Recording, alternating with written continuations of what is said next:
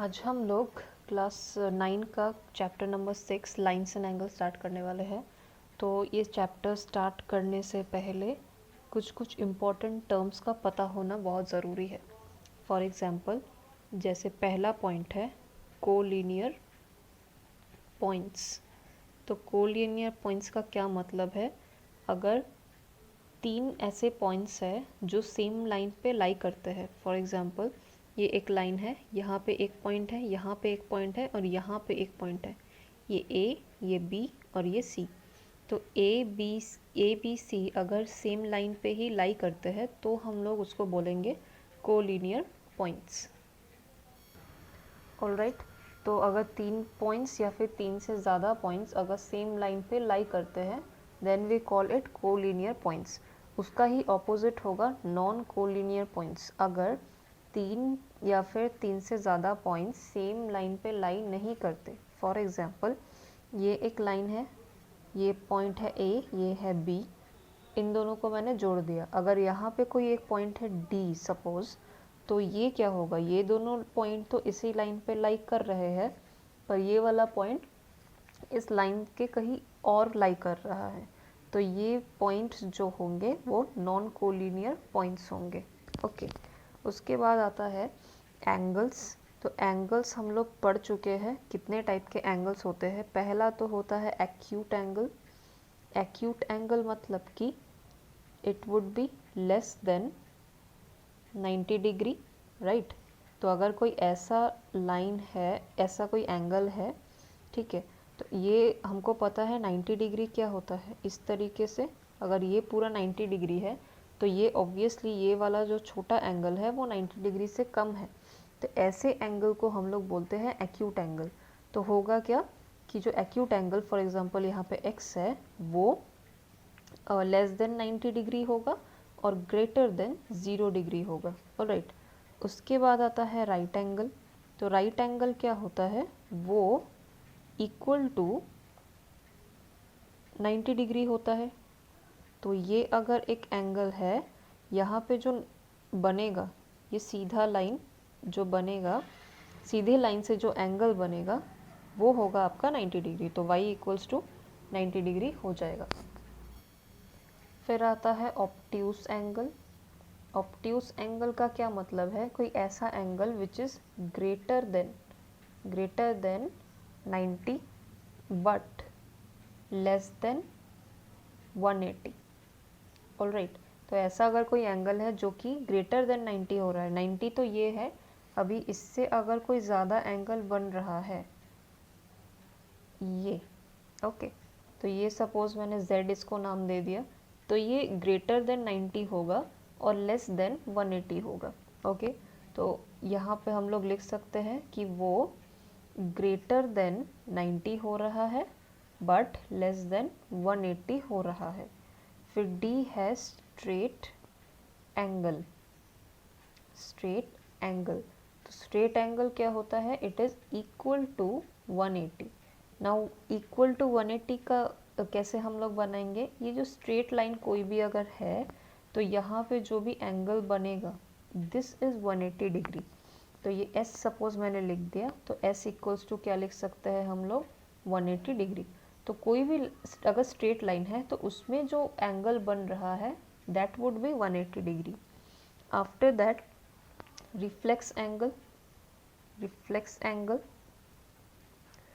Now this angle is greater than 180 degree but less than 30 degrees. Okay, तो यहाँ पे अगर मैं इस तरीके से एक एंगल बना रही हूँ, ये सपोज x है, तो इसके बाहर में जो एंगल है ये वाला एंगल बड़ा वाला, तो सपोज़ मैंने इसको T नेमिंग कर दिया, तो T जो है वो रिफ्लेक्स एंगल है। वाई, बिकॉज ये वाला जो एंगल है वो ग्रेटर देन 180 है but at the same time वो लेस देन 360 है।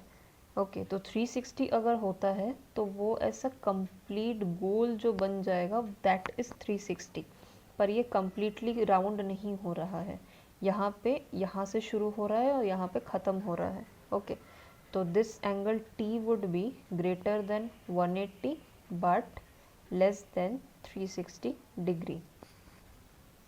नाउ ये रिफ्लेक्स एंगल निकालने का एक और तरीका है। सपोज़ हमको बोला गया कि बस आप रिफ्लेक्स एंगल जो है टी, इसको कैलकुलेट करें। तो टी का वैल्यू हमको कैसे मिलेगा?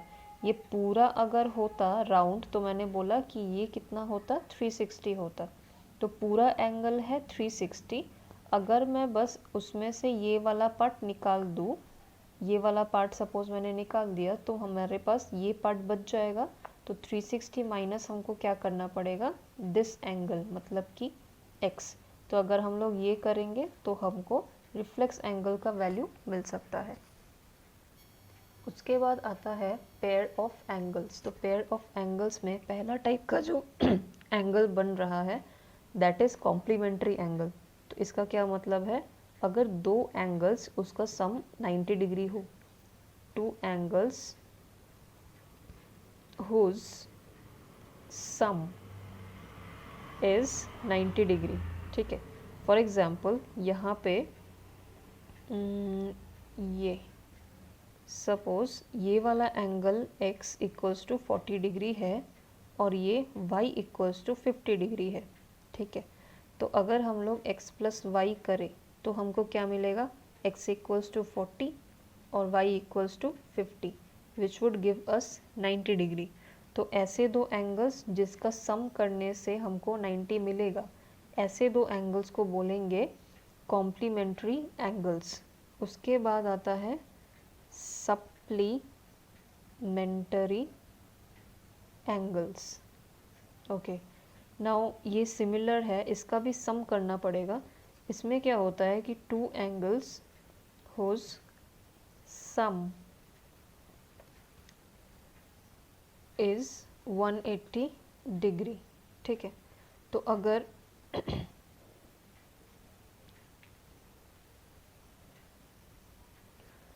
यहाँ पे सपोज एक एंगल है A विच इज़ 70 डिग्री और यहाँ पे सपोज एक एंगल है B विच इज़ 110 डिग्री। तो अगर मैं A प्लस बी करूँ, मतलब कि A का वैल्यू कितना हुआ 70 डिग्री प्लस B का वैल्यू इज़ 110 डिग्री, तो this would give me 180 degrees. तो ऐसे दो एंगल्स जिसका सम करने से हमको 180 डिग्रीज मिलेगा, ऐसे एंगल्स को हम लोग बोलेंगे सप्लीमेंट्री एंगल्स। उसके बाद है एडजेसेंट एंगल्स। एडजेसेंट एंगल्स में होता क्या है, सपोज मैंने यहाँ पे एक डायग्राम बना रही हूँ, यहाँ पे है एंगल x, यहाँ पे है angle y and this is angle z। तो यहाँ पे क्या है, x का पड़ोसी है y और y का पड़ोसी है z। तो ऐसे पड़ोसी वाले एंगल्स को बोलते हैं एडजेसेंट एंगल्स।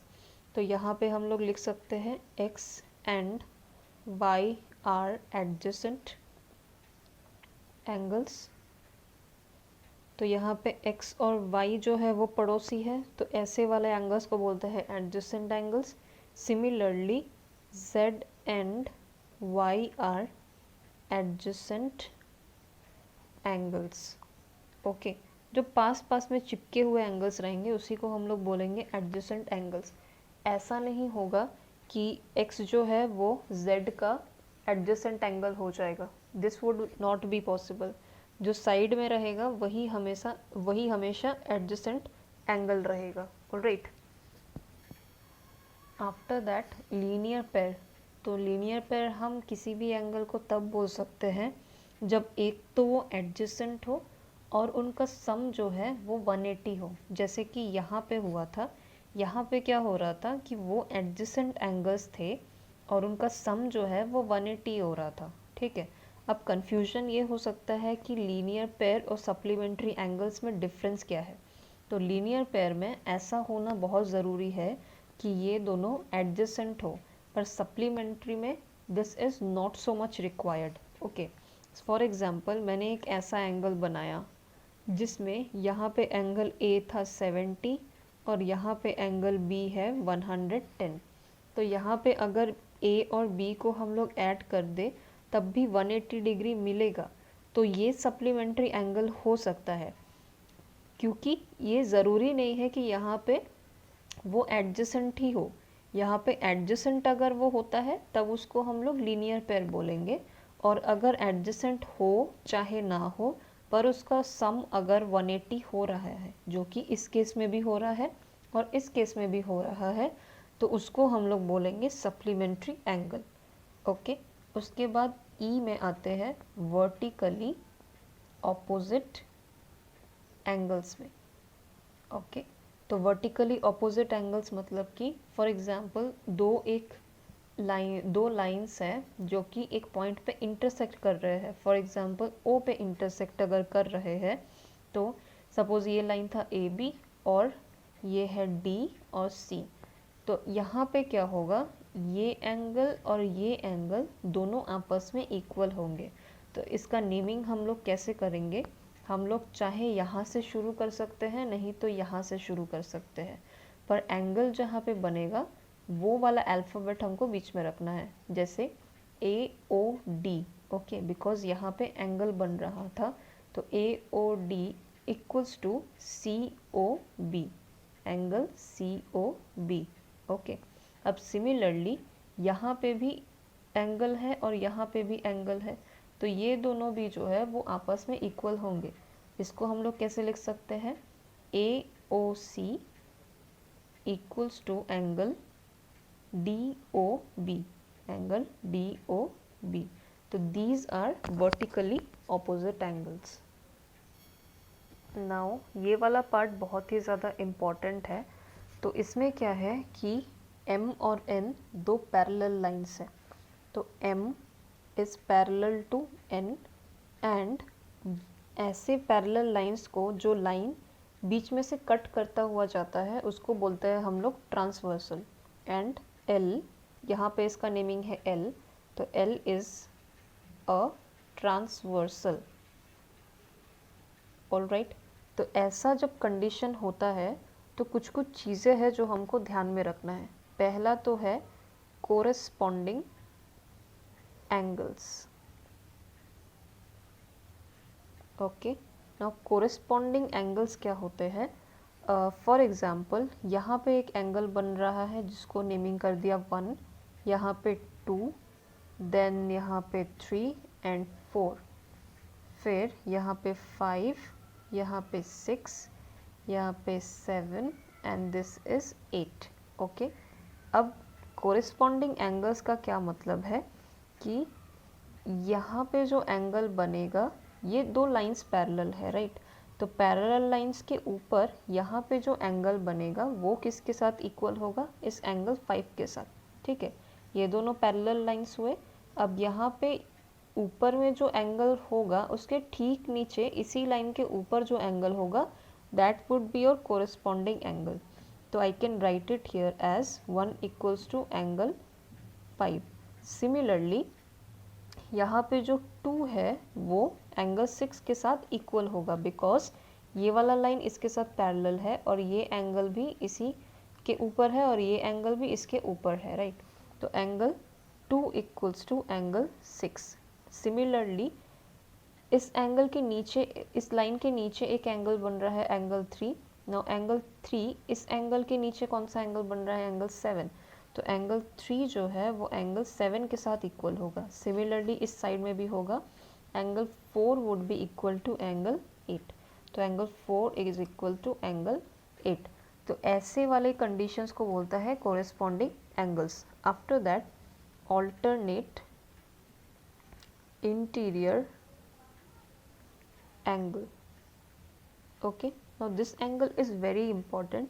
यहाँ पे क्या हो रहा है, ऑल्टरनेट हो रहा है, मतलब इंटीरियर मतलब क्या, यहाँ पे दो लाइंस पैरेलल है तो पैरेलल के अंदर वाले साइड ही हम लोग देखेंगे।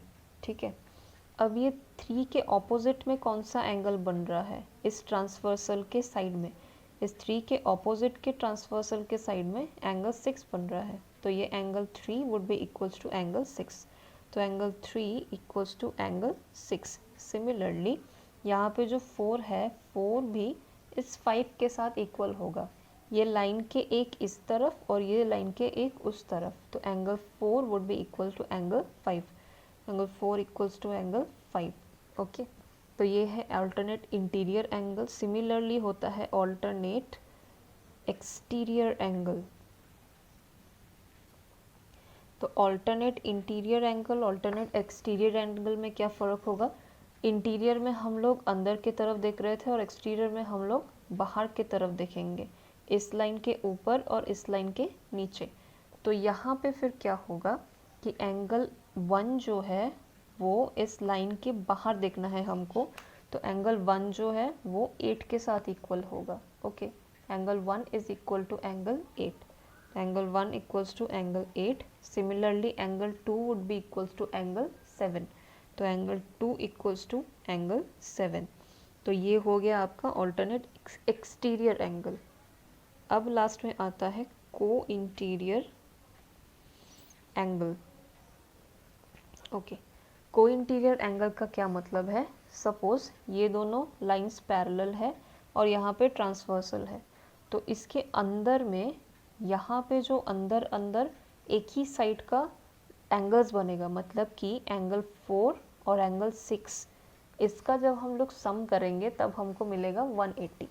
तो angle 4 plus angle 6 equals to 180 degree, और इसी एंगल को बोलते हैं को इंटीरियर एंगल। सिमिलरली एंगल 3 और एंगल 5 वो भी हमको 180 देगा। तो angle 5 plus angle 3 would also give us 180 degree. तो ये हो गया को इंटीरियर एंगल। उसके बाद हम लोग थ्योरम 6.1 करेंगे। तो थ्योरम 6.1 में क्या बोला गया है कि if two lines intersect each other then the vertically opposite angles are equal. तो अगर दो लाइंस ऐसे हैं, सपोज ए बी एक लाइन है और सी डी एक लाइन है, वो अगर एक पॉइंट मतलब ओ पे इंटरसेक्ट कर रहे हैं, तो इनका वर्टिकली ऑपोजिट एंगल्स जो है वो इक्वल होगा। मतलब कि this angle would be equal to this angle and this angle would be equal to this angle. Okay, तो यहाँ पे हमको इसको प्रूफ करना है कि ये सच है कि नहीं है। तो गिवन में हमको क्या दिया गया है, अभी से हम लोग जो भी ज्योमेट्री का प्रूफ करेंगे तो पहले यही स्ट्रक्चर हमको फॉलो करना पड़ेगा कि हमको इन्फॉर्मेशन क्या दिया गया है। तो इन्फॉर्मेशन जब भी हम लोग लिखेंगे तो यहाँ पे लिखेंगे हम लोग गिवन। तो गिवन में हमको इन्फॉर्मेशन क्या है कि A B and C D intersect at O, इतना ही हमको गिवन में है। और हमको प्रूफ क्या करने बोला है, एक तो angle A O C, angle A O C is equal to angle B O D, मतलब ये एंगल इक्वल्स टू ये angle. Secondly angle A O D equals to angle C O B, ये दोनों चीज़ हमको प्रूफ करना है। Now proof लिखेंगे हम लोग, मतलब हम लोग इसको कैसे प्रूफ करने वाले हैं। ठीक है, तो हम लोगों ने पढ़ा था कि जब भी एक ऐसा लाइन हो स्ट्रेट लाइन और उसके ऊपर एक ऐसा लाइन गिर रहा हो, तो उसके साइड साइड के जो एंगल्स होते हैं उसका सम करने से हमको कितना मिलेगा, 180 डिग्री मिलेगा।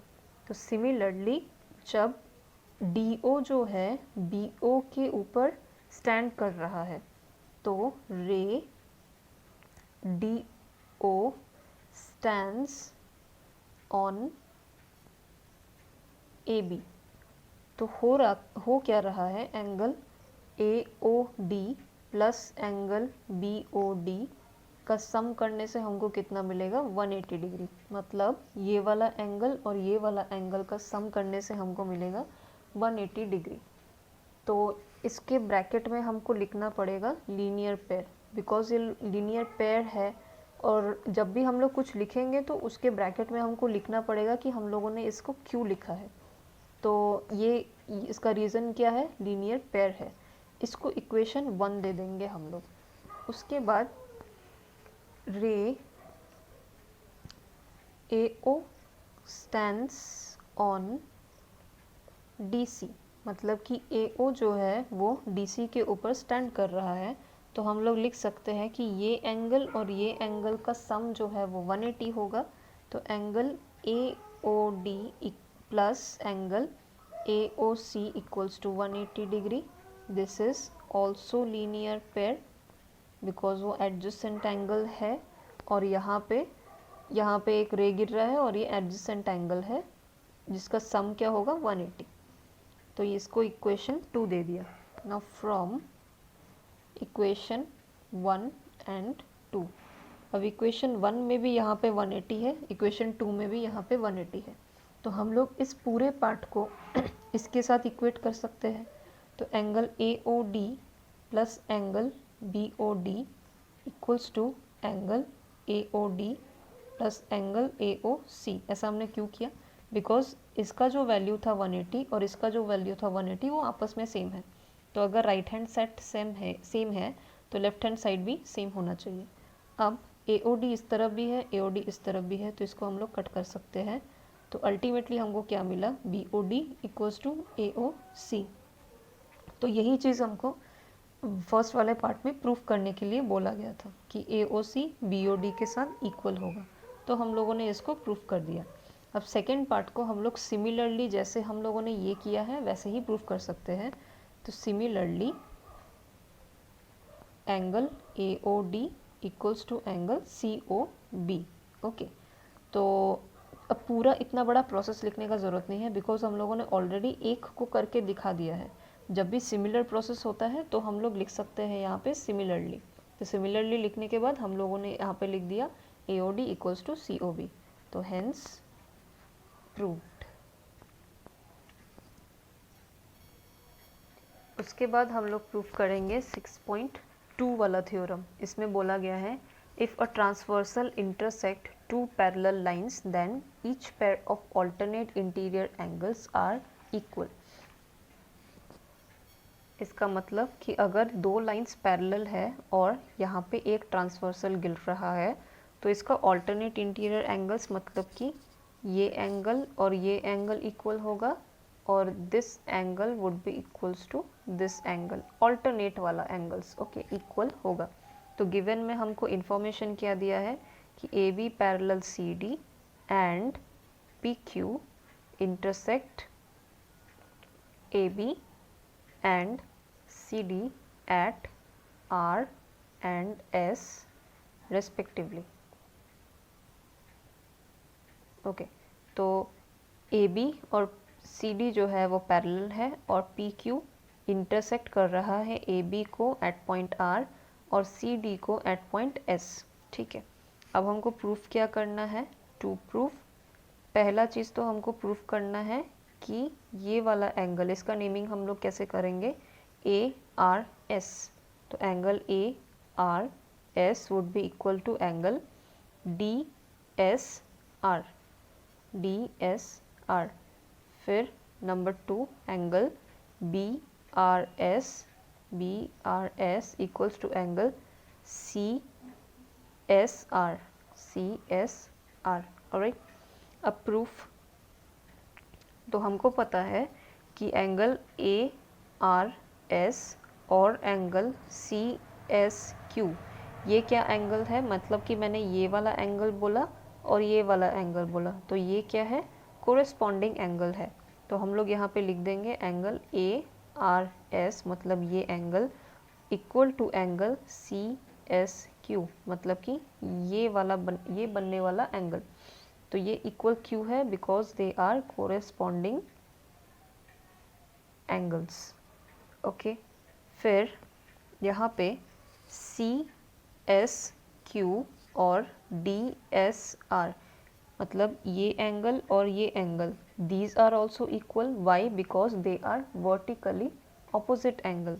तो angle CSQ equals to angle DSR। Why? Because they are vertically opposite angles. तो ये इक्वेशन 1, ये equation 2। Now from equation 1 and 2 what we can write? यहाँ पे भी CSQ है, यहाँ पे भी CSQ है। मतलब अगर ये दोनों इक्वल है या फिर यानी कि हम लोग ये लिख सकते हैं कि ये दोनों भी इक्वल होंगे। तो angle ARS equals to angle DSR। Okay, तो ये हमारा ये पार्ट तो प्रूव हो गया। After that we can write similarly.